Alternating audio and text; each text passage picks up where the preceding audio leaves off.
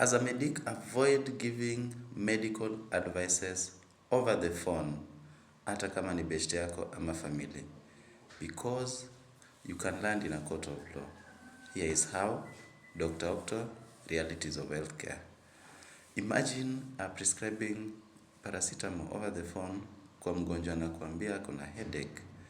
Then it turns out hiyo ni meningitis. Then this person complicates over the phone. They have all the rights to sue you for medical negligence.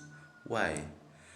By hiyo time amekuuliza about a medical advice na umemprescribia dawa, umeestablish what is called duty of care.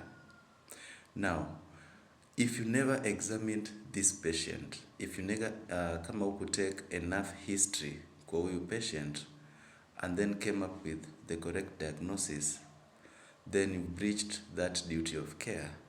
It means you're medically negligent, in short. Hiyo alone iko enough kukuland in a court of law. So what's the other alternative?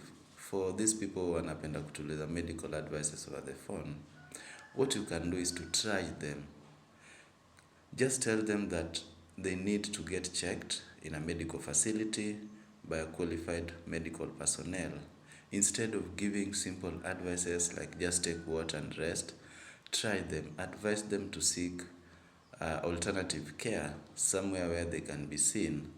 And again, do you know the more una consult over the phone, the more una breach Digital Health Act? Because we are supposed to be establishing a telemedicine center.